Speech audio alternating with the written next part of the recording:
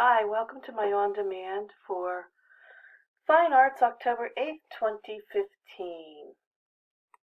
Today you will be learning about and becoming familiar with King Tut and experience daily life in Egypt through the eyes of an Egyptian boy watching a movie, and in that movie then you will be reinforced in the making of paper out of papyrus, understanding the use of symbols in Egyptian hieroglyphics, because he kind of walks you through all of it in the movie.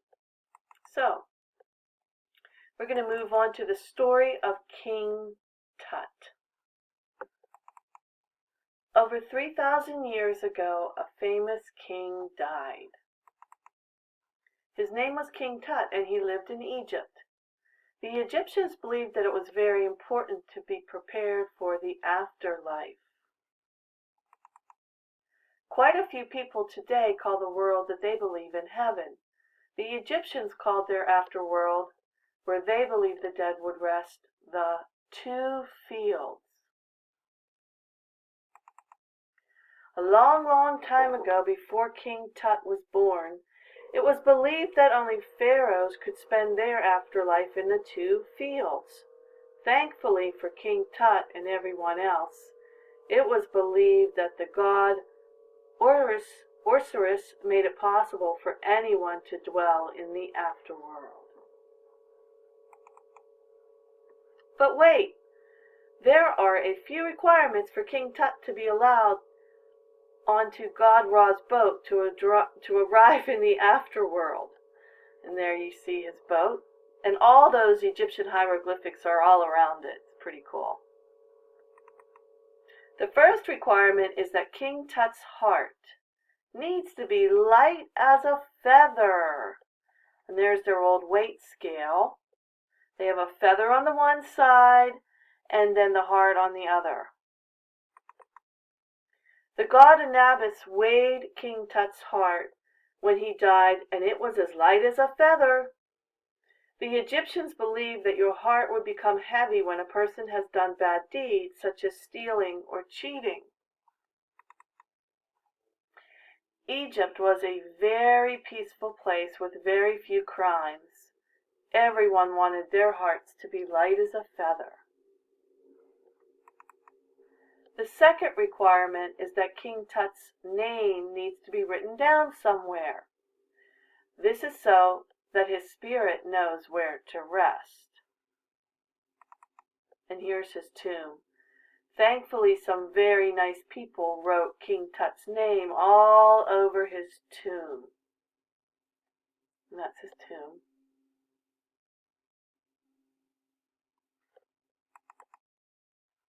The third requirement is that King Tut's body needs to be preserved. He needs to become a mummy to be allowed in the land of the two fields. And there's the mummies, all wrapped up, preserved.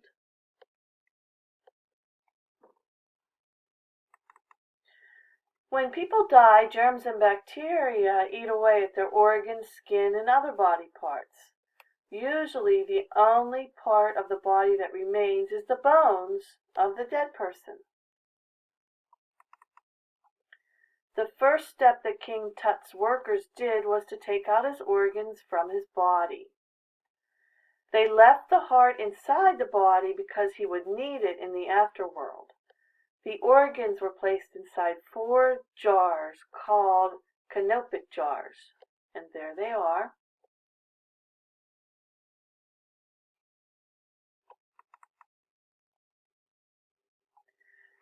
King Tut's workers then dried out his body by having it placed outside in the sun.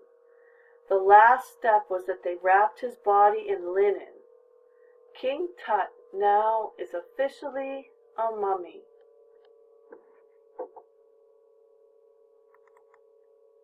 To embalm someone is to preserve someone's body. King Tut's workers slaved away at making King Tut a beautiful burial mask.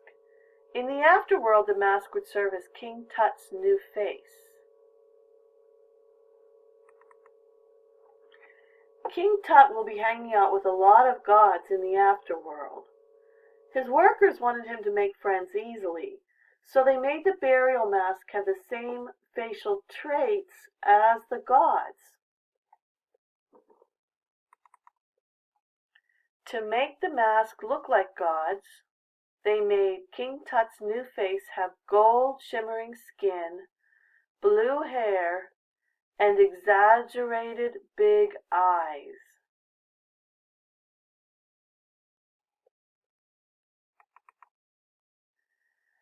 This burial mask would protect King Tut from any evil spirits on his journey to the afterworld, or so they believed. King Tut now peacefully rests in the land of two fields. And the closure question would be, describe King Tut's mask.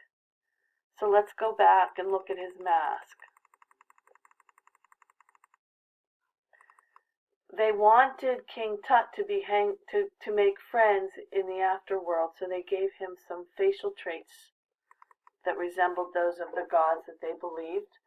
And to make the mask look like the gods, they made King Tut's new face have gold shimmering skin. So you would describe it as gold skin, blue hair, and really big exaggerated eyes.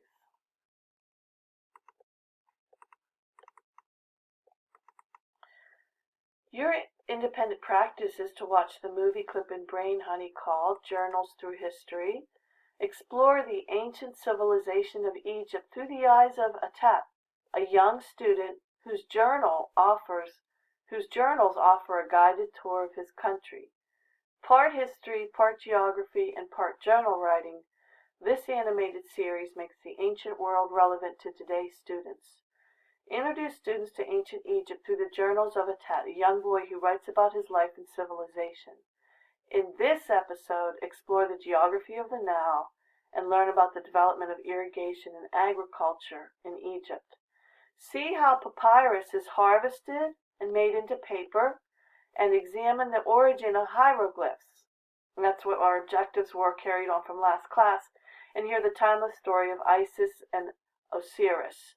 And this is actually from your Egypt Part 1 lesson where we studied papyrus and hieroglyphs and you did your name in cartouches. And so this is a continuation. And this is due by October. So make sure you watch the movie by October 14th. It's about 20 minutes long, so it's not like, some long, boring documentary. It's a good movie. I think you'll really like it. So make sure you watch the movie, and I'll see you next class. Bye, everybody. Take care. Thank you.